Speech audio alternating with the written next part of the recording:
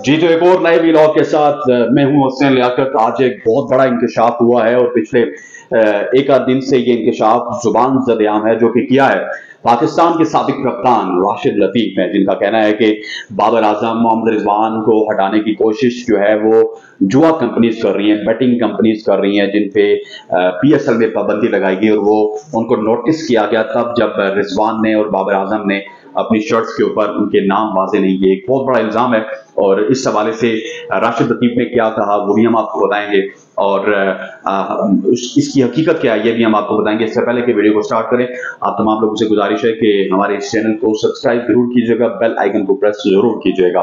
Cricket related तमाम तरह issues पे आपको यहाँ पर वीडियोस पर वक्त मिलती रहेंगी।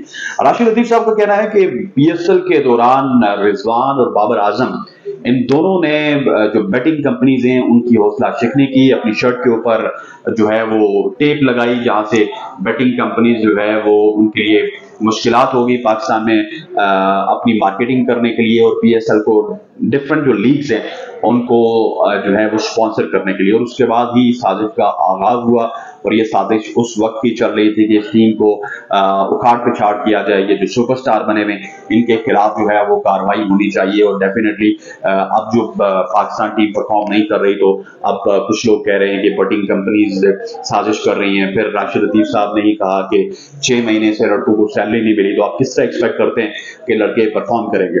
अच्छा, इसकी मैं थोड़े से आपको हकायक बताता चलूं कि आपको याद होगा किसी जमाने में हाशिम आमला, जो कि दुनिया के बेहतरीन बल्लेबाज रहे, जब वो खेलते थे he was one of the best in the business. Hashim Amla, ठीक है, उनके रिकॉर्ड्स अभी टूट रहे हैं, कभी बाबर आजम तोड़े, कभी शुभमन गिल तोड़े।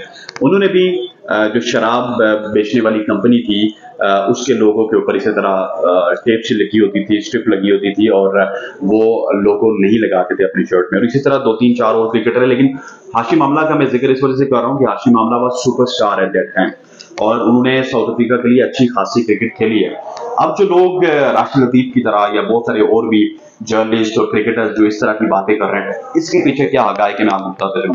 देखें, इस वक्त ना बहुत सारी लॉबीज हैं जो कि इस टीम को फिर जो है बचाना चाहती है। इस टीम की सिर्फ एक ही क्वालिटी थी कि ये यूनिटी के साथ खेलते थे।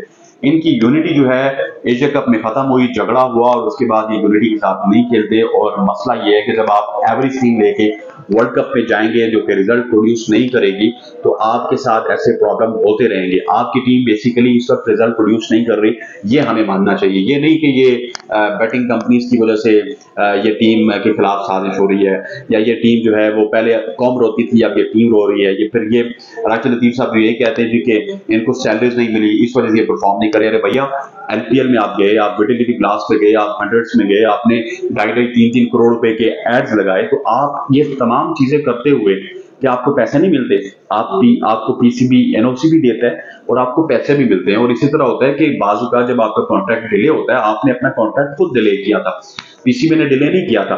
आपको जो 30-35 लाख रुपए मिलता था, आप वहां से 3 प्लेयर्स का 65 लाख रुपए लेके गए और फिर भी आपने साइन क्यों नहीं किया। मैं आपको ये भी बड़ी वजह बताऊं, क्योंकि ये साइन करने से 4 लोगों ने, रिजवान, बाबर, शाहीन और शादाब ने, शादाब मिस हो गए तो जो 65 लाख वाला कॉन्ट्रैक्ट है वो सिर्फ रिजवान और बाबर को मिला और वहां से शादाब भी नाराज हो गए। फिर रिजवान, बाबर और शाहीन की पहले से ही अनबन चल रही थी, वो सारे इस चीज का इंतजार कर रहे थे कि पहले किसी तरह हमारा 3 साल का कॉन्ट्रैक्ट पूरा हो, उसके बाद हम कप्तानी की जंग स्टार्ट करेंगे। जब उनका कॉन्ट्रैक्ट पूरा हुआ तो जो 2-3 ग्रुप्स हैं टीम में, उन्होंने मिलकर फैसला किया कि बाबर आजम को किसी भी तरह से हमने इस वक्त ट्रॉफी जीतने नहीं देनी। ये आपके कप्तान का और आपके कप्तान के हवारियों का हाल है कि वो अब कप्तानी के लिए मुल्क की खातिर नहीं सोचे, वो अपनी कप्तानी के बारे में सोच रहे हैं और उन्होंने अपनी कप्तानी के पीछे पूरे मुल्क को जो है वो वाड़ दिया। वो जिस तरह कहते हैं ना, प्रोग्राम तो बढ़ गया, पूरे मुल्क को वाड़ दिया। उसकी रीजन ये थी कि जब आप अगर वर्ल्ड कप में अच्छा परफॉर्म करते, ठीक है, अब वर्ल्ड कप में अच्छा परफॉर्म करने के बाद 1-2 सीरीज में बाबर आजम को हरा देते, लेकिन आपने, क्योंकि आपको पता है पूरी कौम वर्ल्ड कप देख रही है, वर्ल्ड कप में हम सेमीफाइनल में या फाइनल में पहुंच जाएंगे,